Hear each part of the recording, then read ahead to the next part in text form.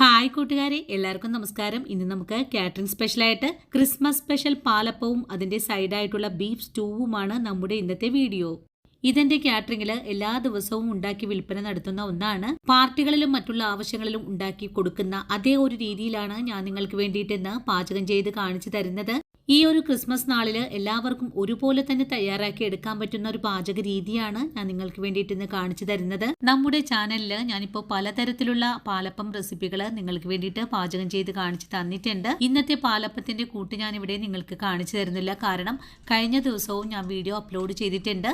Christmas ദിനത്തില് എല്ലാ വീടുകളിലും തയ്യാറാക്കി കഴിക്കുന്ന ഒന്നാണ് പാലപ്പവും സ്റ്റൂവും.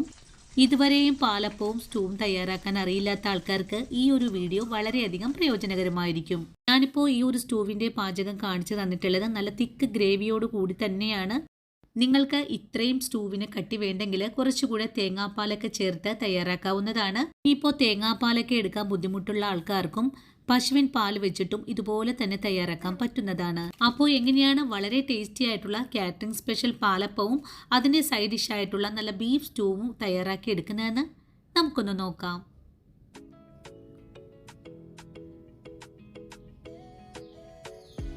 കാറ്ററിംഗ് സ്പെഷ്യൽ ബീഫ് സ്റ്റൂ തയ്യാറാക്കി എടുക്കാൻ വേണ്ടിയിട്ട് ഞാനിവിടെ 1/2 കിലോ അളവിലാണ് ബീഫിനെ കഴുകി വൃത്തിയാക്കി എടുത്ത് വെച്ചിട്ടുള്ളത്.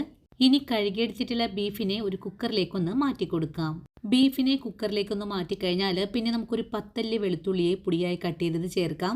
കൂടെ തന്നെ ഒരു കൊച്ചു കഷ്ണം ഇഞ്ചിയെയും പൊടിയായി കട്ട് ചെയ്ത് ചേർക്കാം. ഇനി ഇതിലേക്ക് ചേർക്കാനായിട്ട് 1 ടീസ്പൂൺ കുരുമുളകും 2 ചെറിയ കഷ്ണം കറുവപ്പട്ടയും 2 ഏലക്കയും 3 കറിയാമ്പും കൂടെ ഒന്ന് ചതച്ചെടുത്തിട്ടുള്ളതാണ്. ഇതുകൂടെ ബീഫിലേക്ക് ചേർക്കണം. കൂടെ തന്നെ ഒരു 3 പച്ചമുളകിനെ കട്ട് ചെയ്തത് കൂടി ചേർക്കുവാണ്. ഇത്രയും കാര്യങ്ങളൊക്കെ ചേർത്ത് കഴിഞ്ഞാൽ കുറച്ച് കറിവേപ്പില ചേർക്കാം. ആവശ്യത്തിനുള്ള ഉപ്പ് കൂടി ചേർത്തിട്ട് വീണ്ടും ഇതിനെ നല്ലതുപോലെ ഇളക്കി യോജിപ്പിച്ചു കൊടുക്കാം. നല്ലതുപോലെ ഇളക്കി യോജിപ്പിച്ചു കഴിഞ്ഞാൽ പിന്നെ നമുക്ക് കുക്കറിനെ മൂടി വെച്ച് ഒന്ന് വേവിച്ചെടുക്കണം. ഞാൻ ഈ ബീഫിനെ ഒരു 6 വിസിൽ വെച്ചിട്ടാണ് വേവിച്ചെടുക്കുന്നത്. ഇനി ബീഫിനെ വേവിച്ചെടുക്കുന്നതിനായിട്ട് അടുപ്പിലേക്കൊന്ന് മാറ്റാം. ആ ഒരു സമയം കൊണ്ട് ഇതിലേക്ക് ആവശ്യമായ ക്യാരറ്റും ഉരുളക്കിഴങ്ങും ഒക്കെ ഒന്ന് കട്ട് ചെയ്ത് വെക്കണം. ഞാനിവിടെ 2 ക്യാരറ്റും 2 ഉരുളക്കിഴങ്ങും എടുത്തിട്ടുണ്ട്. കൂടെ തന്നെ ഒരു 15 കാഷ്യൂസ് നേരത്തെ തന്നെ ഒന്ന് കുതിർത്തി വെച്ചിട്ടുണ്ട്. ഈ ഒരു സമയം കൊണ്ട് തന്നെ നമ്മുടെ ബീഫ് നല്ല പോലെ വെന്ത് വന്നിട്ടുണ്ട്. ഇനി ഏറെക്കെ പോയി വരുമ്പോൾ നമുക്കിതിനെ ഒന്ന് തുറന്നുകൂടെ നോക്കാം. ബീഫ് ഇവിടെ നല്ല പെർഫെക്റ്റ് ആയിട്ട് തന്നെ വെന്ത് കിട്ടിയിട്ടുണ്ട്. ഇനി നമുക്കിതിനെ ഒന്ന് മാറ്റി വെച്ചതിന് ശേഷം സ്റ്റൂ തയ്യാറാക്കാൻ തുടങ്ങാം. ഇതിനായിട്ടൊരു പാൻ അടുപ്പിലേക്ക് വെച്ച് കൊടുത്തിട്ടുണ്ട്. കുറച്ച് ഗരം മസാല കൂടെ എടുത്തു വെച്ചിട്ടുണ്ട്. ഇനി ഗരം മസാലയെ ഒന്ന് ചതച്ചുകൂടെ വെക്കണം. ഈ സമയത്ത് നമ്മുടെ പാൻ ചൂടായി വന്നിട്ടുണ്ട്. ഇതിലേക്ക് 2 സ്പൂൺ അളവിലെ വെളിച്ചെണ്ണ കൂടെ ഒഴിച്ചു കൊടുത്തിട്ടുണ്ട്. വെളിച്ചെണ്ണയിലേക്ക് നമ്മൾ നേരത്തെ കാണിച്ച മസാലകൾ ചതച്ചത് ചേർക്കുവാണ്. കുരുമുളകൊക്കെ ചതച്ചെടുക്കുമ്പോൾ അധികം പൊടിയാതെ വേണം ചതച്ചെടുക്കാനായിട്ടും. ഈ ഒരു സമയത്ത് ഇതിലേക്ക് ഒരു വലിയ സവാള കട്ട് ചെയ്തത് കൂടെ ചേർക്കുന്നുണ്ട്. സവാളയും ചേർത്ത് കൊടുത്തിട്ട് വീണ്ടും ഇതിനെ നല്ലതുപോലെ ഒന്ന് ഇളക്കി യോജിപ്പിക്കുവാണ്. സവാളയുടെ കളറൊന്നും മാറാതെ വേണം നമുക്കിതിനെ ഒന്ന് വഴറ്റിയെടുക്കാനായിട്ടും. ഇനി ഇതിലേക്ക് ഒരു 4 പച്ചമുളകിനെ കട്ട് ചെയ്തിട്ട് ചേർക്കുവാണ്. കട്ട് ചെയ്തിട്ട് ഇതെല്ലാം കൂട്ടിച്ചേർത്ത് ഒന്നുകൂടെ ഇളക്കി കൊടുക്കുന്നുണ്ട്. സവാളയുടെ കളറൊന്നും മാറാതെ നല്ല സോഫ്റ്റ് ആയിട്ട് ഇവിടെ വാടി കിട്ടിയിട്ടുണ്ട്. ഈ ഒരു സമയത്ത് നമ്മൾ നേരത്തെ കാണിച്ച ക്യാരറ്റും ഉരുളക്കിഴങ്ങും കട്ട് ചെയ്ത് വെച്ചിട്ടുണ്ട്. അതുകൂടി ഇതിലേക്ക് ചേർത്ത് കൊടുത്ത് നമുക്കൊന്നുകൂടെ വഴറ്റിയെടുക്കണം. ഇനി ഇതിലേക്ക് ചേർത്തിട്ടുള്ള ഇതെല്ലാം കൂട്ടിച്ചേർത്ത് ഒന്നുകൂടി വഴറ്റിയെടുക്കുവാണ്. ഉരുളക്കിഴങ്ങും ക്യാരറ്റും കൂടി ചേർത്തിട്ട് 1 മിനിറ്റ് നേരം ഒന്ന് വഴറ്റിയിട്ടുണ്ട്. ഇനി നമുക്കിതിലേക്ക് വേവിച്ച് വെച്ചിരിക്കുന്ന ബീഫിനെയാണ് ചേർത്ത് കൊടുക്കേണ്ടത്. ബീഫിൽ അത്യാവശ്യം വെള്ളം ഉണ്ടായിരുന്നു. ആ ഒരു വെള്ളത്തോടു കൂടി തന്നെയാണ് ഇതിലേക്ക് ചേർത്തിട്ടുള്ളത്. ഇനി ബീഫും കൂടി ചേർത്ത് ഒന്നുകൂടി ഇളക്കി യോജിപ്പിക്കുന്നുണ്ട്. അതുപോലെ ഇളക്കി യോജിപ്പിച്ചു കഴിഞ്ഞാൽ വീണ്ടും നമുക്കിതിനെ ഒന്ന് മൂടി വെച്ച് വേവിച്ചെടുക്കണം. ഉരുളക്കിഴങ്ങ് നല്ലപോലെ വെന്ത് പാകമായി കഴിഞ്ഞാൽ പിന്നെ നമുക്കിതിലേക്ക് 2ാം പാലാണ് ചേർത്ത് കൊടുക്കേണ്ടത്. ഞാനിവിടെ 2ാം പാല് 1/2 ലിറ്റർ അളവിൽ എടുത്തു വെച്ചിട്ടുണ്ട്. നമ്മൾ ബീഫിനെ വേവിച്ച അതേ കുക്കറിലേക്ക് പകുതിയോളം തേങ്ങാപ്പാൽ ഒഴിച്ചു കൊടുത്തിട്ടുണ്ട്. ഇനി ഈ പാലിനെ നമുക്ക് വെന്തു വരുന്ന ഉരുളക്കിഴങ്ങിലേക്കാണ് ഒഴിച്ചു കൊടുക്കേണ്ടത്. 2ാം പാൽ കൂടി ചേർത്തിട്ട് ബീഫിനെ നമുക്ക് ഒന്നുകൂടി ഇളക്കി യോജിപ്പിച്ച് കൊടുക്കാം. ഇനി ഈ പാലൊന്ന് വറ്റി വരുന്നത് വരെയും നമുക്കൊന്ന് മൂടി വെച്ച് വേണം വേവിച്ചെടുക്കാനായിട്ട്. ഇനി കഷ്ണങ്ങളൊക്കെ ഒന്ന് നല്ലപോലെ വെന്ത് കിട്ടുന്നതിനായിട്ട് ഒന്ന് മൂടി വെച്ച് കൊടുക്കുവാണ്. ഇടയ്ക്കിടയ്ക്ക് മൂടി തുറന്ന് ഒന്ന് ഇളക്കിയൊക്കെ കൊടുക്കുന്നുണ്ട്. ഈ ഒരു സമയത്ത് ഉരുളക്കിഴങ്ങൊക്കെ നല്ലതുപോലെ ഒന്ന് വെന്തൊക്കെ ഉടഞ്ഞ് വന്നിട്ടുണ്ട്. ഇനി ഇതിലേക്ക് ബാക്കിയുള്ള തേങ്ങാപ്പാൽ കൂടിയാണ് ഒഴിച്ചു കൊടുക്കേണ്ടത്. നമ്മളിപ്പോൾ 1/2 ലിറ്റർ 2ാം പാലും ഇതിലേക്ക് ചേർത്ത് കഴിഞ്ഞിട്ടുണ്ട്. 2ാം പാൽ കൂടി ചേർത്തിട്ട് വീണ്ടും നല്ലതുപോലെ ഇളക്കി ഒന്ന് യോജിപ്പിച്ചു കൊടുക്കുന്നുണ്ട്. ഇനി പാല് നല്ലതുപോലെ തിളച്ചൊന്ന് വറ്റി കുറുക്കി വരുന്ന സമയം വരെ നമുക്കിതുപോലെ ഒന്ന് ഇളക്കി കൊടുക്കാം. ഇപ്പോൾ നമ്മുടെ ബീഫ് സ്റ്റൂ നല്ലതുപോലെ ഒന്ന് തിളച്ച് കുറുകിയൊക്കെ വരുന്നുണ്ട്. ഈ സമയത്ത് നമുക്ക് ഈ ബീഫ് സ്റ്റൂവിനെ ഒന്ന് മൂടിയും കൂടെ വെച്ച് വേവിച്ചെടുക്കാം. അതുപോലെ നമ്മൾ ബീഫ് സ്റ്റൂ ഉണ്ടാക്കുമ്പോൾ നല്ല കട്ടിയുള്ള തേങ്ങാപ്പാൽ വേണം എടുക്കാനായിട്ടും. അപ്പോഴാണ് നമ്മുടെ സ്റ്റൂവിന് നല്ല ടേസ്റ്റ് കൂടെ കിട്ടുന്നത്. ഇനി നമുക്കൊരു 5 മിനിറ്റ് നേരം ഒന്ന് മൂടി വെച്ച് വേവിച്ചെടുക്കാം. 5 മിനിറ്റിന് ശേഷം സ്റ്റൂവിനെ ഒന്ന് തുറന്ന് നോക്കുവാണ്. ഇപ്പോൾ നമ്മുടെ സ്റ്റൂ നല്ല കുറുകിയ പാകത്തിലേക്കാണ് വന്നിട്ടുള്ളത്. അത് നമ്മുടെ കഷ്ണങ്ങളെല്ലാം നല്ല പോലെ ഒന്ന് വെന്തുടഞ്ഞിട്ടുമുണ്ട്.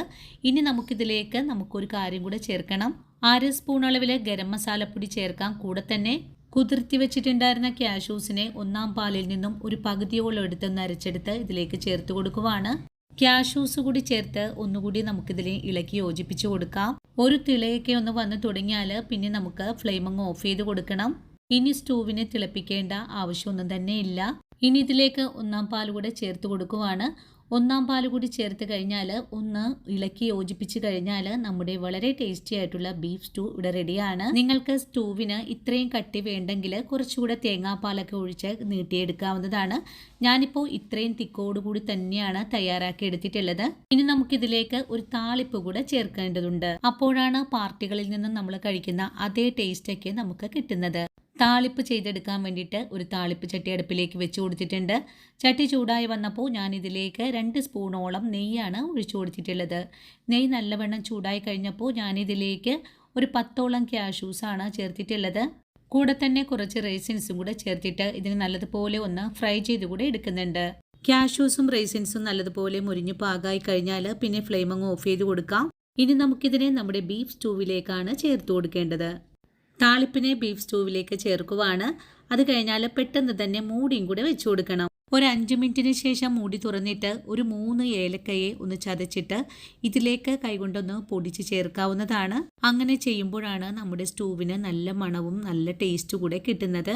അപ്പോൾ ഇത്രയേ ഉള്ളൂ കൂട്ടുകാരെ, കാറ്ററിംഗ് സ്പെഷ്യൽ നല്ലൊരു ബീഫ് സ്റ്റൂ തയ്യാറാക്കി എടുക്കാനും വേണ്ടിയിട്ട്. ഈ ഒരു ക്രിസ്മസ് ദിനത്തിൽ നിങ്ങൾക്ക് എല്ലാവർക്കും ട്രൈ ചെയ്ത് നോക്കാൻ പറ്റിയ നല്ല അടിപൊളി റെസിപ്പിയാണ്. എല്ലാവരും ട്രൈ ചെയ്ത് നോക്കണേ. ട്രൈ ചെയ്ത് നോക്കിയിട്ട് നിങ്ങൾക്ക് ഇഷ്ടപ്പെടുവാണെങ്കിൽ നിങ്ങൾക്ക് കിട്ടിയ ഈ ഒരു അറിവിനെ നിങ്ങളുടെ കൂട്ടുകാരിലേക്കൊന്ന് ഷെയർ ചെയ്ത് കൊടുക്കാനും വീഡിയോയെക്കുറിച്ചുള്ള അഭിപ്രായങ്ങളെല്ലാം കമൻസ് ആയിട്ട് അറിയിക്കാനും മറന്നു പോകരുത്. ഇപ്പോൾ ആദ്യമായിട്ട് കാണുന്ന കൂട്ടുകാർ ആരെങ്കിലും ഉണ്ടെങ്കിൽ ഒന്ന് സപ്പോർട്ട് ചെയ്യണേ. സപ്പോർട്ട് ചെയ്തിട്ട് ആ കുഞ്ഞു ബെല്ലൈക്കണും കൂടെ ഓൾ ഓപ്ഷൻ അടിച്ചിടാനും മറന്നു പോകരുത്. അപ്പോഴാണ് ഞാനിടുന്ന പുതിയ വീഡിയോസ് എല്ലാം തന്നെ നിങ്ങളുടെ കയ്യിലെ നോട്ടിഫിക്കേഷനായിട്ട് എത്തുന്നത്. ഇനിയും നിങ്ങൾക്ക് വേണ്ടിയിട്ട് നല്ല നല്ല വീഡിയോസൊക്കെ ആയിട്ട് ഞാൻ നാളെ ഓടിയെത്തുന്നതാണ്. അതുവരെയും വീഡിയോ കണ്ട് സപ്പോർട്ട് ചെയ്ത എൻ്റെ എല്ലാ കൂട്ടുകാരോടും ഇനിയും കാണാനിരിക്കുന്ന എൻ്റെ പ്രിയ കൂട്ടുകാരോടും ഒത്തിരി നന്ദി സ്നേഹമൊക്കെ അറിയിച്ചുകൊണ്ട് നാളെ രാവിലെ ഓടിയെത്താം. അതുവരെയും ഒത്തിരി സ്നേഹത്തോടെ വീണ്ടും കാണാം.